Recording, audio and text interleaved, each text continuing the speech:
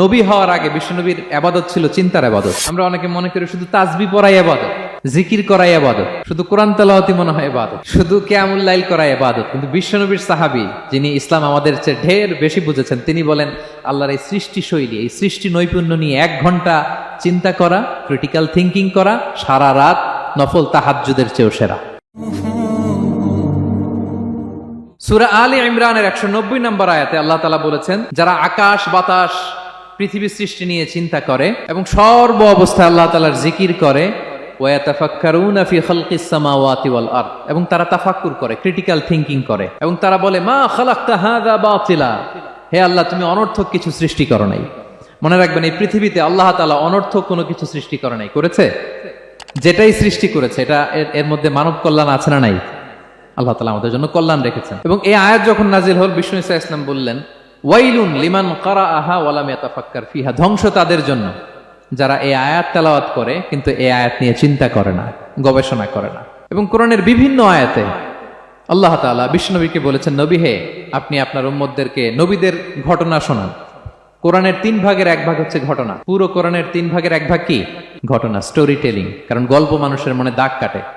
আল্লাহ তাআলা বলেছেন, ফাকুসুসিল কসাসা লাআল্লাহুম ইয়াতাফাক্কারুন, নবী হে আপনি তাদেরকে কিচ্ছা শোনান, ঘটনা শোনান, নবীদের কাহিনী শোনান, লাআল্লাহুম ইয়াতাফাক্কারুন, যাতে করে তারা ক্রিটিক্যাল থিঙ্কিং করে। তারা লূত আলাইহিস সালামের কওমের ঘটনা যখন শুনে যে আল্লাহ তাআলা আপসাইড ডাউন করে দিয়েছিলেন, তারা যখন কওমে আদের ঘটনা শুনে, কওমে সামুদের ঘটনা শুনে, তারা যেন চিন্তাশীল হয়। এবং বিশ্বনবীর সাহাবী আবু দারদা রাদিয়াল্লাহু তাআলা আনহু, উনি বলতেন, তাফাক্কুরু সাআতিন খায়রুন মিন কিয়ামি লাইলা, 1 ঘন্টা কেউ যদি আল্লাহর সৃষ্টি নিয়ে চিন্তা করে, সেটা সারা রাত তাহাজ্জুদের সালাত অফার করার চেয়ে উত্তম।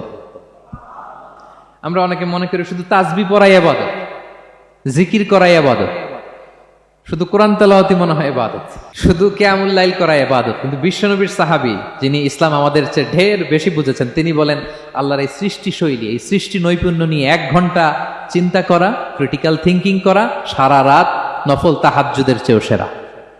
এবার বলেন, আমাদের চিন্তা করার দরকার আছে না নাই? ব্রেনটা খাটাবেন তো? এই যে যারা কনভার্টেড মুসলিম হয়, এরা কিন্তু অনেক চিন্তা ফিকির করে, নিজের সাথে নিজে বোঝাপড়া করে, ক্রিটিক্যাল থিঙ্কিং করে, তাদের অ্যানালজি কাজে লাগিয়ে, আল্লাহর দেয়া ব্রেনকে কাজে লাগিয়ে এরপরে শাহাদা পাঠ করে, এমনি এমনি না। এই যে কিছুদিন আগে আমেরিকান এক পপ স্টার কালেমা পড়ছে না? আপনি জানেন একটা ধর্ম চেঞ্জ করা, একটা ফেইথ চেঞ্জ করা, এটা কত বড় সিদ্ধান্ত? হ্যাঁ, বাপদাদার ধর্ম, বয়স 30-40, এতদিন যে ধর্ম মানলাম, এটাকে চেঞ্জ করে নতুন ধর্মে কনভার্ট হয়, এটা কত বড় সিদ্ধান্ত? Could you imagine that? It's not a joke. নিজের সাথে নিজের অনেক বোঝাপড়া করতে হয়, তারাই ক্রিটিক্যাল থিঙ্কিং করে। এবং বিষ্ণু ঈসা ইসলাম, উনি নবী হওয়ার আগেও এই চিন্তার ইবাদত করতেন। তিনি হেরা গুহায় চলে যেতেন, কাবা থেকে 6 কিলোমিটার উত্তরে, 634 মিটার উঁচু, যা বলে নূরের উপরে একটা কেইভ আছে, গুহা, এটার নাম হচ্ছে গারে হেরা। ওখানে বসে বসে তিনি এই চিন্তা করতেন।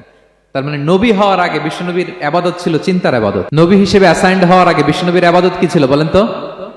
নামাজ পড়া, কোরআন তেলাওয়াত করা। কোরআন তো নাজিলই হয় নাই, কোরআন তেলাওয়াত করবে কেমনে? তখন 6 মাস বসে বসে উনি ওখানে কি করেছেন বলেন? ধ্যানমগ্ন ছিলেন, তিনি চিন্তা করতেন। ওইটাই ছিল ওনার আধ্যাত্মিক শিক্ষায়তন। ওই নির্জন গুহার মধ্যে উনি যখন চিন্তায় মগ্ন ছিলেন, আল্লাহর সৃষ্টি শৈলী নিয়ে চিন্তা করতেন, ঠিক ওই মুহূর্তে, অন্তিম মুহূর্তে, ওই মাহেন্দ্রক্ষণে নাজিল হয়েছে ইকরা বিসমি রাব্বিকাল্লাযী খালাক, read in the name of your lord who has created, পড়ো তোমার প্রভুর নামে যিনি তোমাকে সৃষ্টি করেছেন, শিক্ষা দিয়েছেন। তাহলে সম্মানিত সুধী, ইসলামের সূচনা হয়েছিল, এটা বলা যায় ফাইনালি, যে ইসলামের সূচনা হয়েছিল এই চিন্তার ইবাদতের মধ্য দিয়ে। Be a part of our vision.